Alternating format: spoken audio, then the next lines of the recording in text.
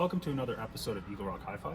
Today we're going to be talking about a couple cool albums and about some different vinyl pressing styles, remasters, master recordings, heavy vinyls, that kind of thing. We're also going to have a few announcements at the end of the video as well, so please stick around to see that. This is our cool album segment, and today I'm going to be talking about Booker T and the MG's Green Onions album. So Booker T and the MG's Green Onions album, I'll show it to you here real quick. This is a reissue, remaster I believe, and it's also a heavy vinyl. It's 180 grams.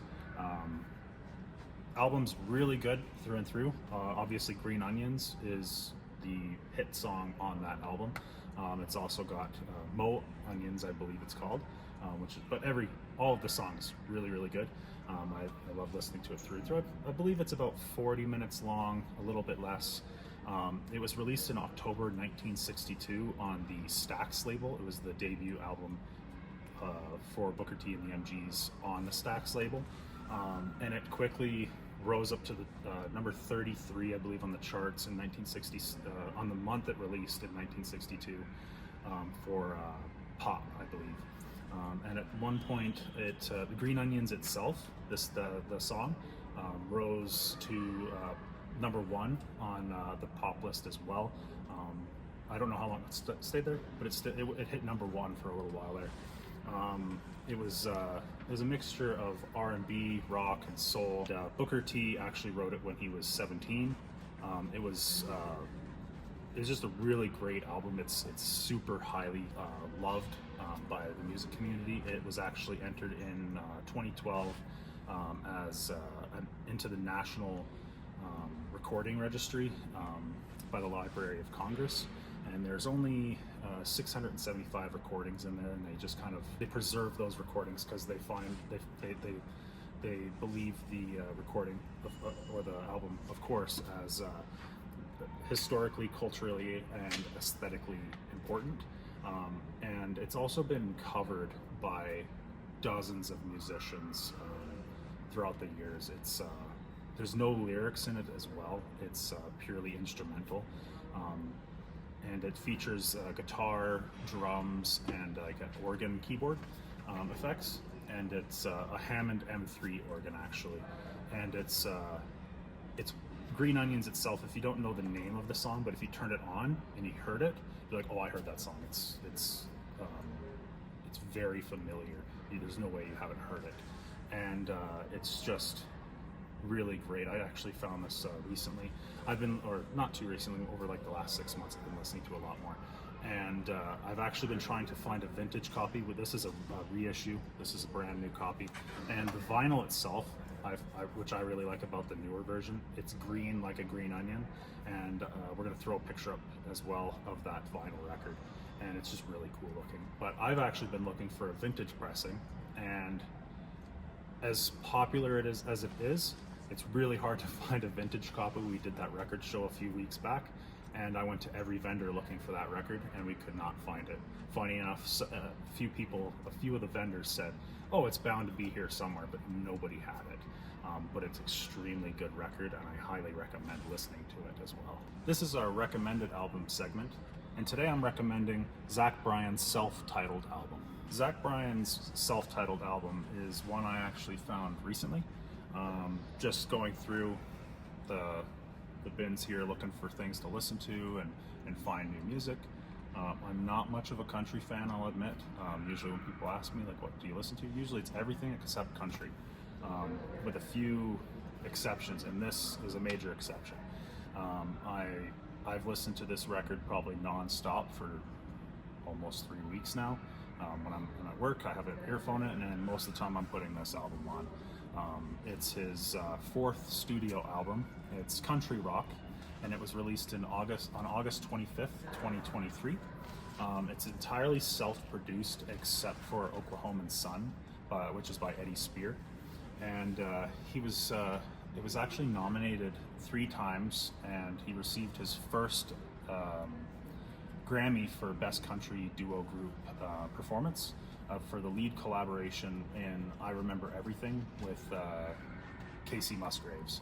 It's one of those albums kind of like Green Onions, which I just reviewed, and where every single song is really good.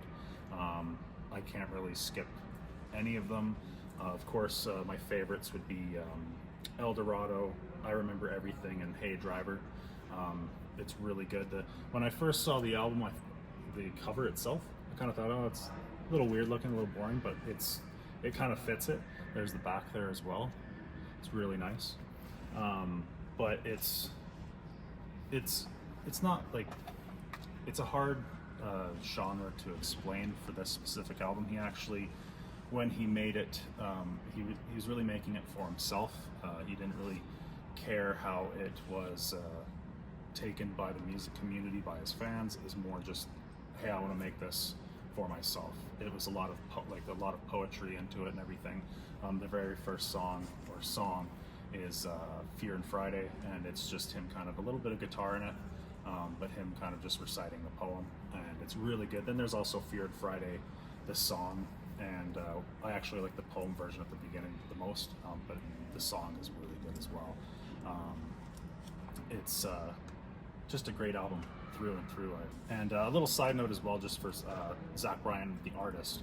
He was actually in the Navy for 8 years, and he practiced the guitar a lot while he was in the Navy, and sung with his the fellow members that he was serving with. And shortly, I think he actually, if I remember correctly, he started gaining momentum in the music scene while he was still enlisted, and then eventually he got out of it, and he's really just been blowing up since then.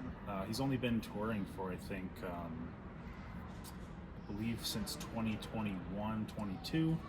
He's actually on his last tour, or at least he's saying he's on his last tour, called It's Quittin' Time.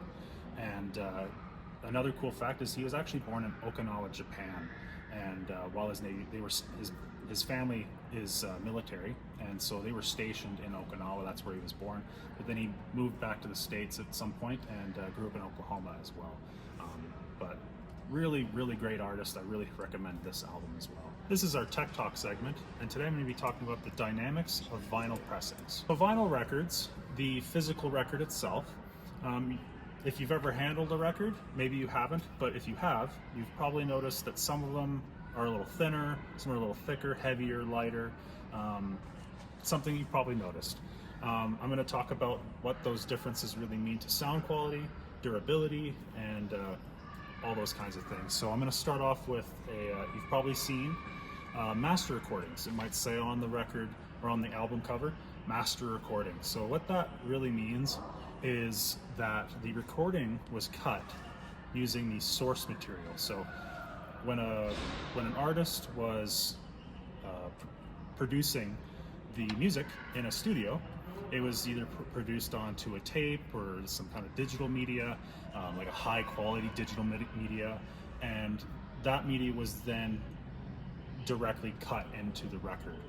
That's the master recording. So that's really the authentic supersonic media that you get. Like it's almost like you were there in the studio with them.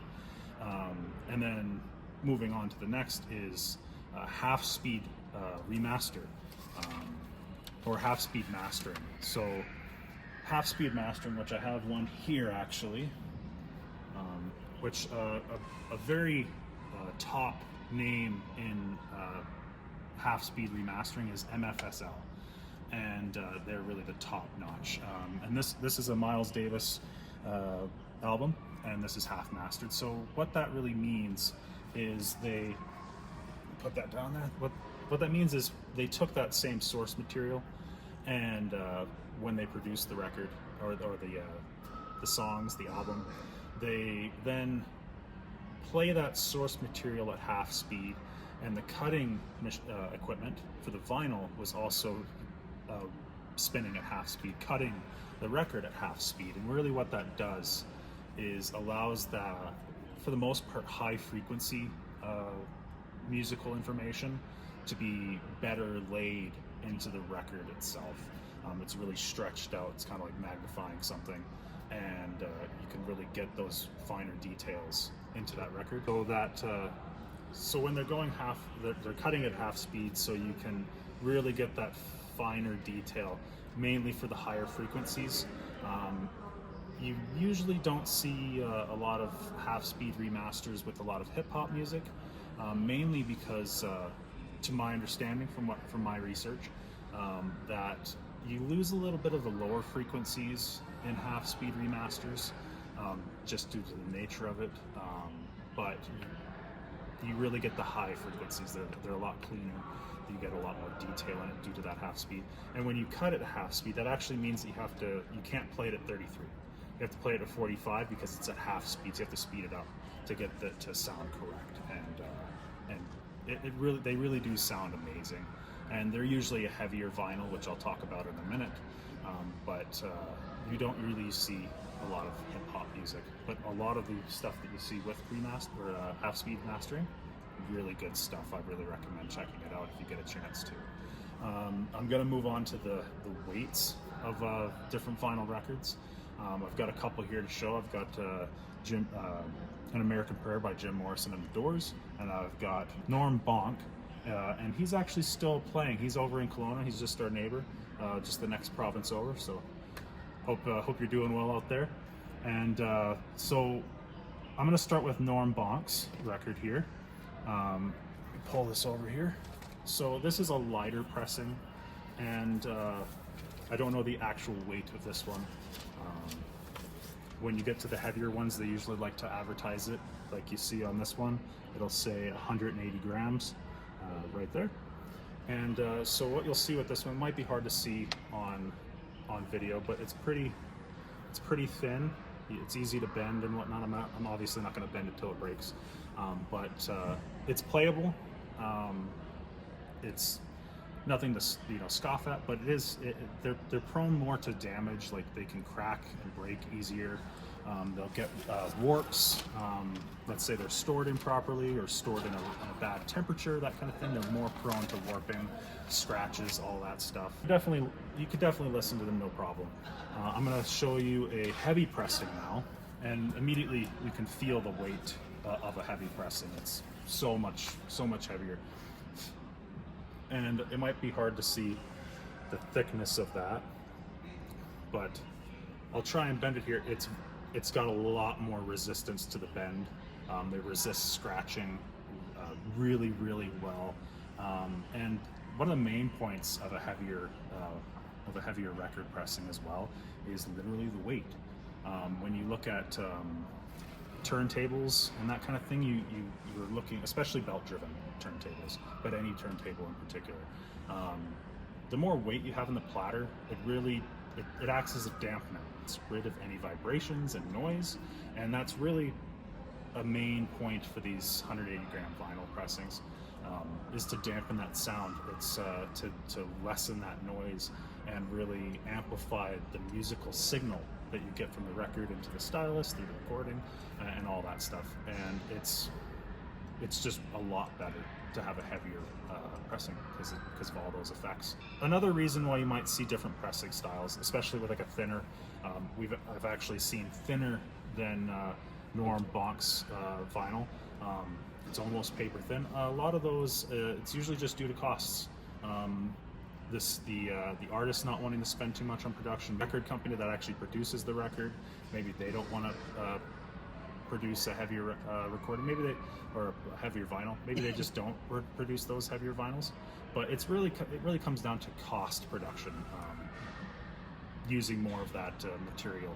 It's especially if it's an artist that really isn't super popular, isn't going to be selling a ton of records. Maybe they don't want to spend a lot more money on a heavier pressing, so they get their music out on a thinner recording, because like I said, it is still very playable.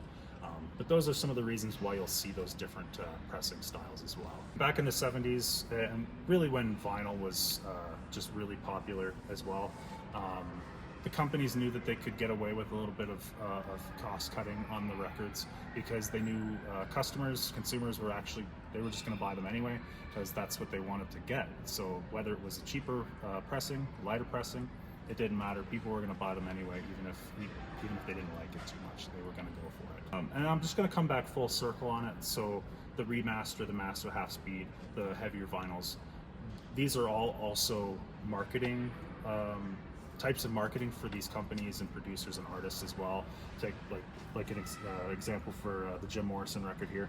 There's a big hype sticker saying 180 grams, just to say, hey, this is, you know, heavy vinyl, buy this one please. There's also the remasters, the half speed. That's, you know, that a remaster, they might not have changed much for the casual listener to really catch. There are some that are quite drastic. For example, there was a Kiss Destroyer album. They did a remaster. They liked, I don't remember the song, but there was a solo that they liked better from a previous recording, and they actually pulled the recording off of the original album. And when they did the remaster, they swapped out that original solo for the better solo, or what the artists believe is the better solo.